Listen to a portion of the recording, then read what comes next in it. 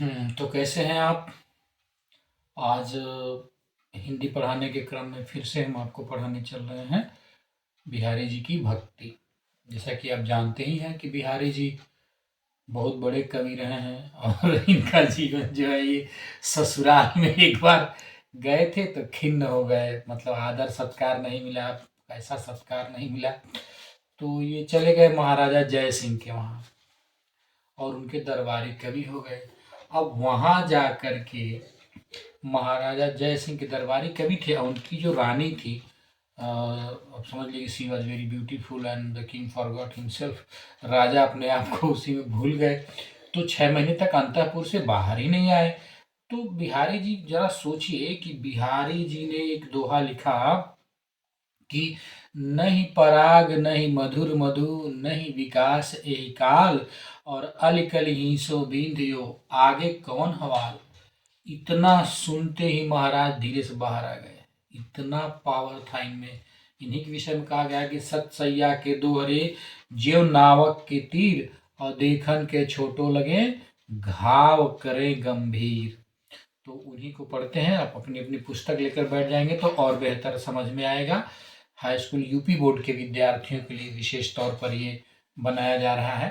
अगर इसमें CBSE board के बच्चे अगर अपना वो पढ़ना चाहते हैं तो कमेंट करें और उनके लिए भी मैं बना दूंगा।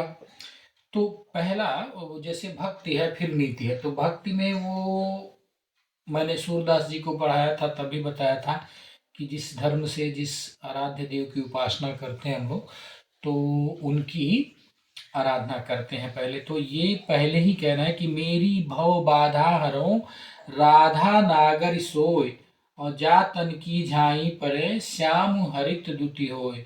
अर्थात कहने का तात्पर्य है कि जिसकी परछाई मात्र पड़ने से सांवला रंग भी आकर्षक लगने लगता है, वह राधा जी मेरी भव बाधा यानी संसार के बाधा को, विपत्तियों को दूर करें। तो अब इसकी व्याख्या कैसे करेंगे? तो सबसे पहले संदर्भ होता है। संदर्भ वही जो मैं बताता आया हूँ कि प्रस्तुत दोहा हमारी पाठ्य पुस्तक हिंदी के भक्ति नामक शीर्षक पाठ से लिया गया है। इसके रचयिता कविवर बिहारी जी हैं। और प्रसंग क्या होगा? तो प्रसंग होगा कि प्रस्तुत दोहे में बिहारी जी राधा जी की आराधना करते हैं। और व्याख्या होगा कि बिहारी जी कहते हैं कि जिसकी परछाई मात्र पड़ने से सांवला रंग भी आकर्षक हो जाता है, वह राधा मेरे दुख को, कष्ट को दूर करे। दूसरा है मोर मुकुट की चंद्रिकनु यो राजत नंद नंद और मनु शशि शेखर की अकस की शेखर सतचंद। अर्थात यहाँ आप एक शब्द देखेंगे नंद नंद, यानी नंद के पुत्र। नंद के पुत्र मतलब कृष्ण।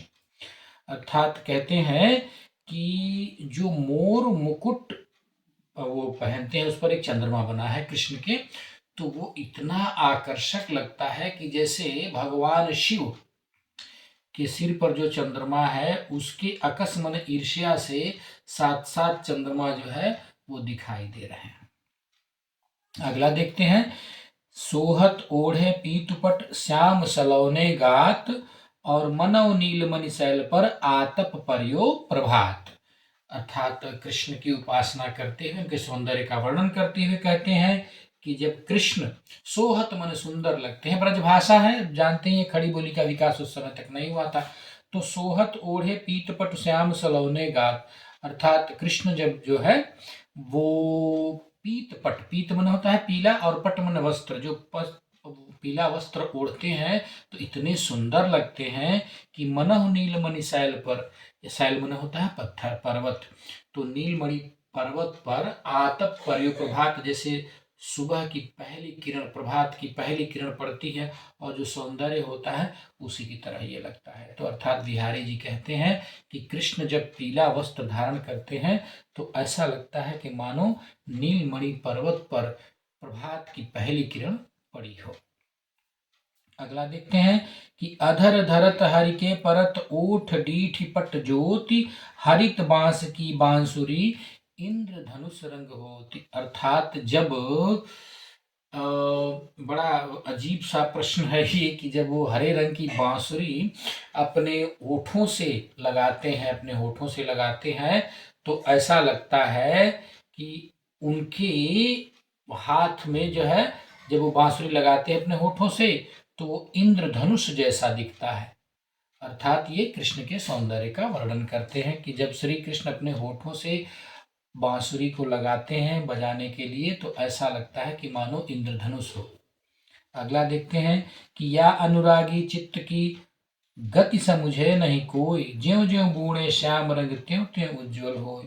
अर्थात अनुरागी जो मन होता है ना, ये रागवान होता है, इसकी गति कोई नहीं जानता है। इसलिए अगर हम कृष्ण की भक्ति में जाते हैं, जैसे जैसे कृष्ण की भक्ति में डूबते हैं, वैसे वैसे हमारे मन में उज्ज्वल होता रहता है।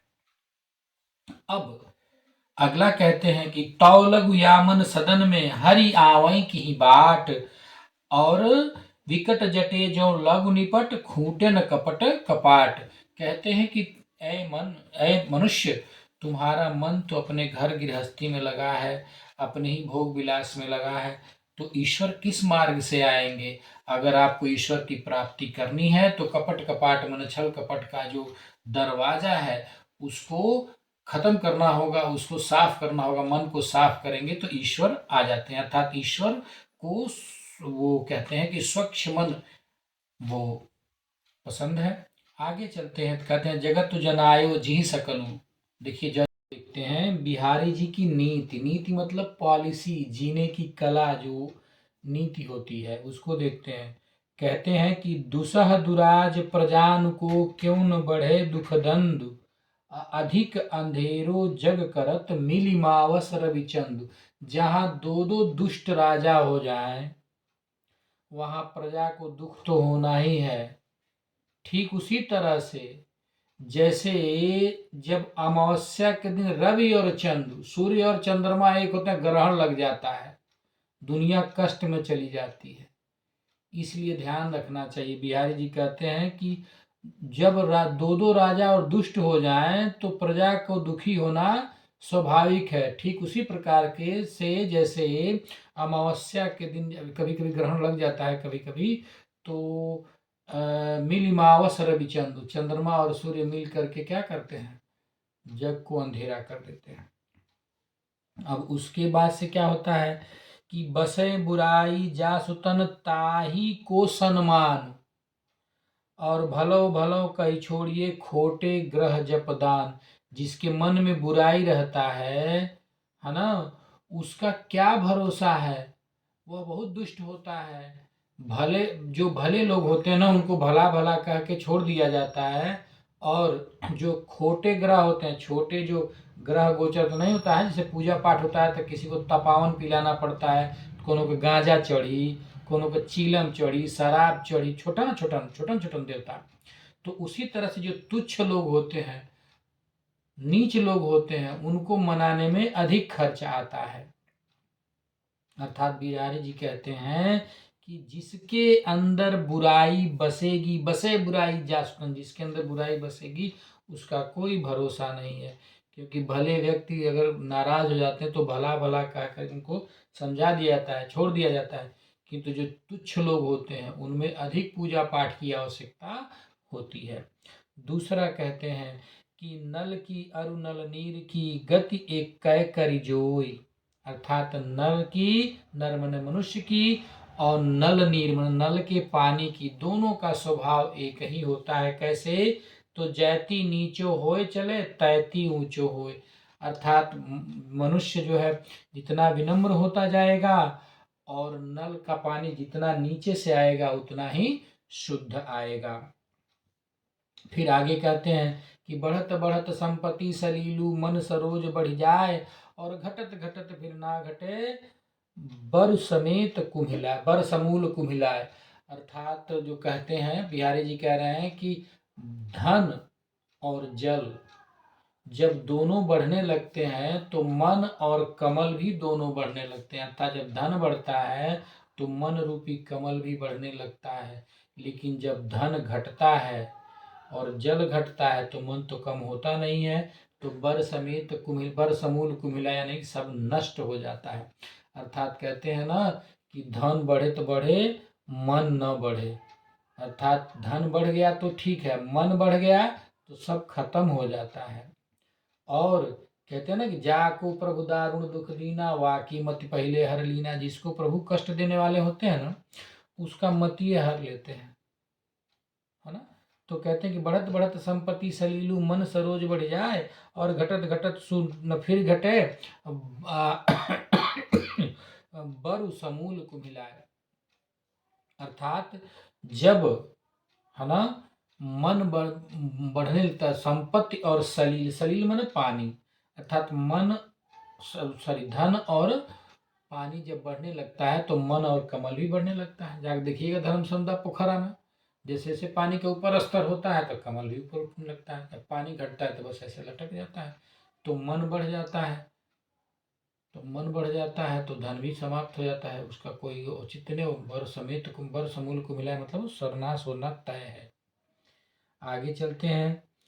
तो जो चाहत चटक न घटे, मैलो होई न चित्त, रज राज सुन छुआ ये नेह चीकनो चित्त। अर्थात कहने का तात्पर्य है कि अगर ये चाहते हैं कि आपकी कांति यश कम न हो, चटक मन होता है ये चमक, कांति, तो कभी निम्न स्तर के संगति में नहीं जाना चाहिए। इसमें कुछ और कह दिए हैं तो वो हम नहीं कह पाएंगे, आपसे भी नहीं समझा पाएंगे, लेकिन आप ये जान लीजिए कि वो कह रहे हैं कि जो आप, यदि आप चाहते हैं कि आपका ऐश्वर्य बना रहे, आभा मंडल बना रहे, तो आप निम्न लोगों का साथ छोड़ दीजिए। आगे कहते हैं कि बुरौ बुराई जो तजे, तौचित खरौ डरात, आज्यो निकलंक मयंक लखी, गने लोग उत्पात। अर्थात जब बुरा व्यक्ति अचानक से अपनी बुराई छोड़ करके अच्छी बातें करने लगता है, तो जो सज्जन लोग होते हैं और दुगना डर जाते हैं। इतना डर जाते हैं कि जैसे निकलंक, निष्कलंक यानी कोई बिना दाग चंद्रमा को देख करके लोग डरने लगते, कहते हैं कि अब कौन उत्पात आने वाला है। अर्थात जब आसमान में चंद्रमा एकदम साफ दिखने लगे, बेदाग दिखने लगे, तो समझ लेना चाहिए कि कोई प्राकृतिक आपदा आने वाली है। ठीक उसी प्रकार जैसे कोई बुरा व्यक्ति अचानक बुराई छोड़ के, जैसे जिंदगी भर पाप उप करेगा, बदिया में कहीं घंटी लगी डोला, चंदन उंदन लेके तब कहीं नमस्कार नमस्कार, तो समझ लीजिए कि आने वाले भविष्य में और दोहरा झटका देने वाला है। आगे चलते हैं। तो कहते हैं कि स्वार्थ सुकृत न समृथा, देखी विहंग विचार, बाज पर आए पानी पर तू पछिन न मारे। अर्थात का तात्पर्य है, कहने का समय किसी का नहीं होता। पहली बात समझिए कि जो बाज होता है ना, एक जो पक्षियों को मारता है ना, वो भी एक दिन पानी पर तैरता है। इसलिए, है ना, इसलिए श्रम करते रहिए और स्वार्थ मत करिए। आगे चलते हैं, और ये सब लगभग यहीं समाप्त होता है। और उम्मीद है कि आपको समझ में आया होगा। अगर आपको समझ में नहीं आया है तो नीचे सुझाव भेजिए, कमेंट करिए, और उस तरह से